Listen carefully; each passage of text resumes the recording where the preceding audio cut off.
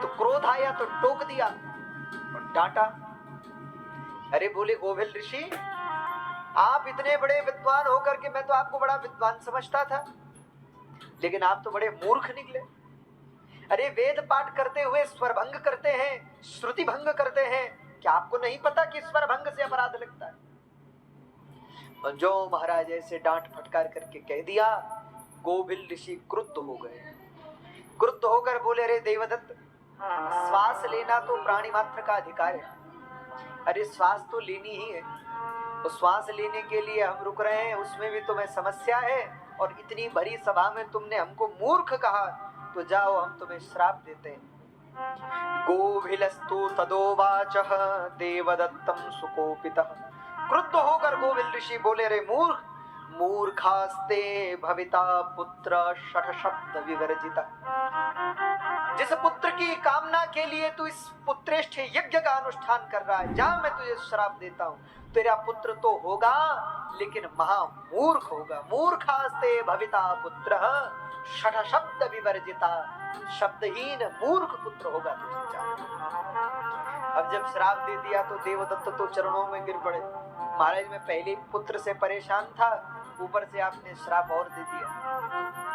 और महाराज मुझे तो लगता है कि संसार में जिसके पुत्र नहीं है वो तो एक बार के लिए सुखी है, लेकिन जिसका पुत्र दुष्ट है, मूर्ख है, उस माता पिता को जीवन भर का कष्ट है, जीवन भर का।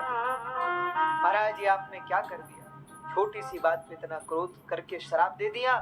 कहते हैं तब गोविल ऋषि तक क्षमा याचना की, तो गोविल ऋषि ने कहा चिंता मत करो, भविष्य में भगवती की कृपा से पुनः विद्वान हो जाए, ऐसा आशीर्वाद दे दिया।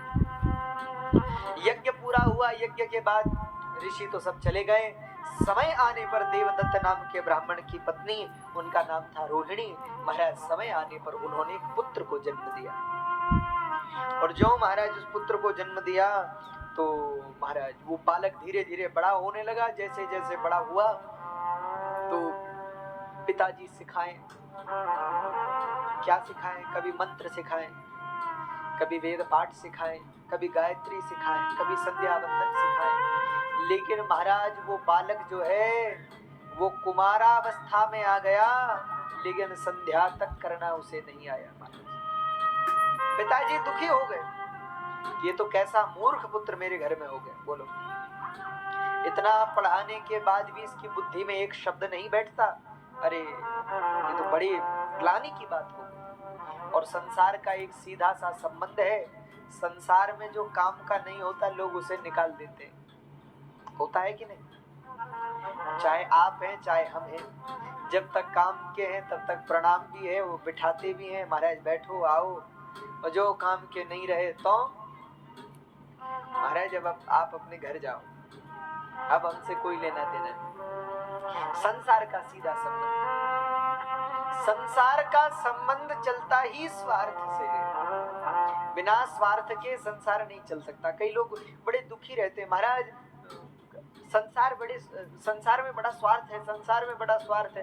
अरे मैंने कहा इसमें फिर परेशान होने की क्या बात है भैया, ये तो संसार का स्वभाव है स्वार्थ। आप कहेंगे कि स्वार्थ कैसा? कई लोगों को तो लगता है कि नहीं नहीं महाराज हमारे घर में तो बड़ा प्रेम है, हमारे घर में के लोग तो हमसे बड़ा प्रेम करते हैं, सब बड़े अच्छे हैं, ऐसा लगता है। लेकिन भैया ये बात अपनी बुद्धि में बिठा लो, जो काम का नहीं होता संसार उसे नहीं पूछता, संसार उसे ही पूछता है जो काम का है, जिससे स्वार्थ है। ये जगत का नियम है।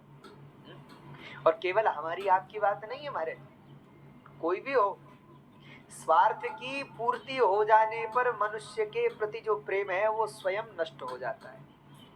कई बार हमारी माताओं को लगता है कि नहीं नहीं नहीं नहीं हमसे तो हमारे घर वाले बड़ा प्रेम करते हैं। एक जगह हम कथा में थे तो मैं ऐसे ही कथा में कह रहा था, मैंने कहा कथा लोगों का तो स्वार्थ ही चलता है जगत में, और बात सच्ची है। समस्या ये है कि ये बात लोगों को बुढ़ापे में समझ आती है। हाँ, अब जब तक जवान हो बलवान हो अपना काम खुद कर सकते हो तब तक तो सब अपने, और जिस दिन बिस्तर पर आ गए महाराज उसी दिन सब घर वाले भी कहते हैं कि हे प्रभु इनको उठा लो। होता ही है। तो हम ऐसा कह रहे थे तो एक माता जी हमारे पास कथा के बाद आ गई महाराज, अरे बोले महाराज हमें नहीं लगता कि ऐसा होता होगा। नहीं नहीं नहीं, नहीं आपने ये बात ठीक नहीं कही। हमने कहा अच्छा आपको क्या लगता है? बोले हमारे घर वाले तो हमसे बड़ा प्रेम करते हैं, बड़ा प्रेम करते हैं। मैंने कहा एक काम करो, 4 दिन काम करना छोड़ दो जरा, 4 दिन घर का काम काज मत करना, बच्चों को मत खिलाओ, घर वालों को मत देखो, तो चौथे दिन घर के बाहर सामान सहित मिलोगे, चौथे दिन ही घर वाले निकाल देंगे। संसार का नियम।